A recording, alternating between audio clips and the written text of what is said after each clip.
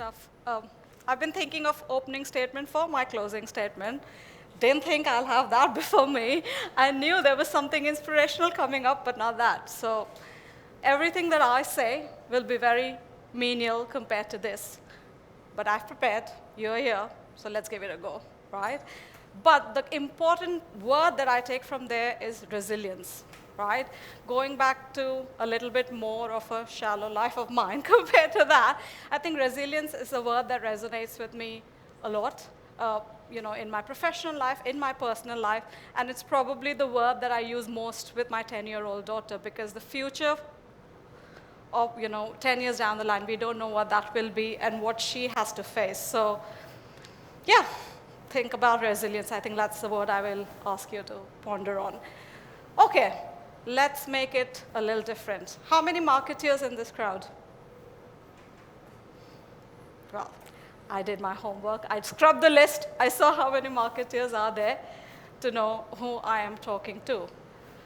So I'm going to talk to you today, not about who I am, what I do at Mention Me, and what am I trying to sell to you, but I'm going to talk to you about me. I'm Neha. I'm a marketer, just like you. I connect with you, I understand you, and I feel your pain because I have the same pains. Let's just go a little flashback, little story. A 12-year-old, and I am not exaggerating, I knew I wanted to be a brand marketer. Brands like McDonald's, Pepsi, Dove, I used to see those ads and I used to wonder, wow, that's impressive. I want to create brand stories like that last forever. At 14, I knew I wanted to do an MBA in marketing. I knew the McDonald's case study before I picked up Philip Kotler, right? I'm not exaggerating, that's true. Then I did an MBA in marketing, entered into consumer retail brand marketing. Resonates with a lot of you sitting out here. Obsessing over every single detail. I remember, photo shoots, campaigns, taglines, this doesn't look right, that doesn't look right. But the most important thing of all was always sales, profit, margins, right? That sat at the heart of everything. That's why we are in the business, not to make pretty faces or pretty posters, but to make the business some money. Then I entered B2B tech. How exciting, right? I remember after moving from consumer to the B2B world, I found it so unattractive. I'm like, what the hell is this? Where are my Vogue photo shoots? Where is the GQ magazine of the world? Now, I do still have a brand to build and talk about, but I also do the boring stuff of demand generation, acquisition, funnel, growth. But that is how I'm standing here today talking to you, isn't it?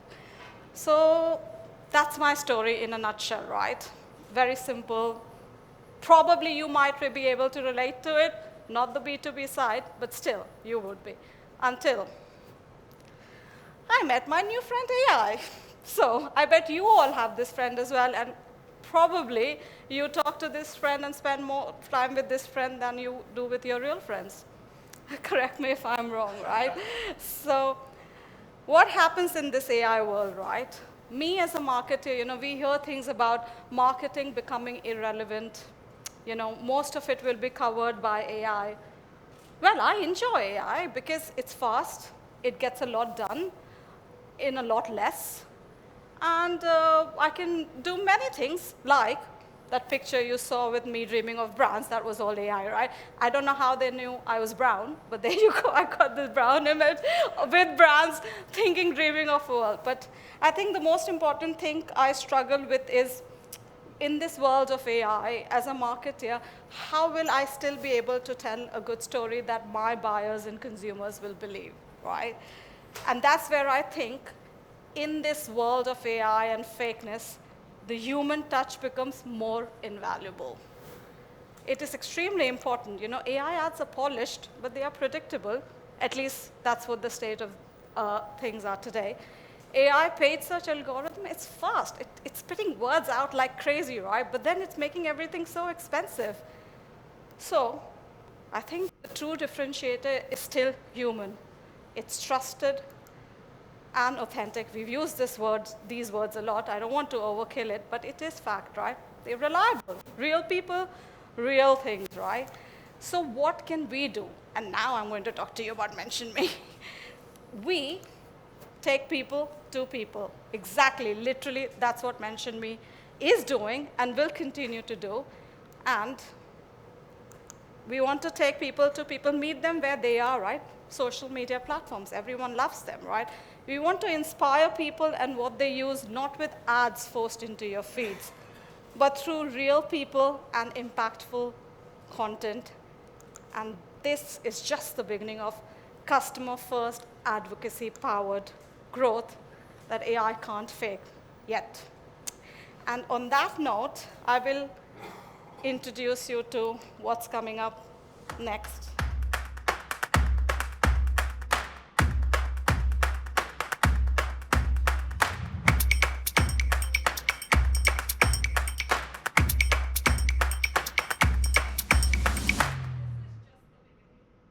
And we have a lot more to share and show. And all of you who have attended Advocacy Live will get continued updates until we actually show you the real deal.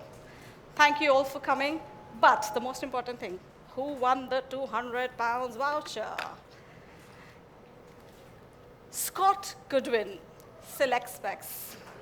Yeah! Well,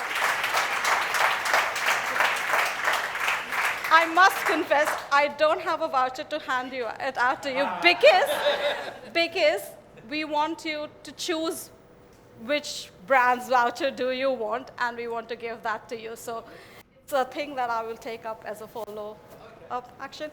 Thank you all for coming. Big shout out to the entire marketing team for producing such a fabulous event. Please enjoy food, cocktails, and have a great time. Thank you all.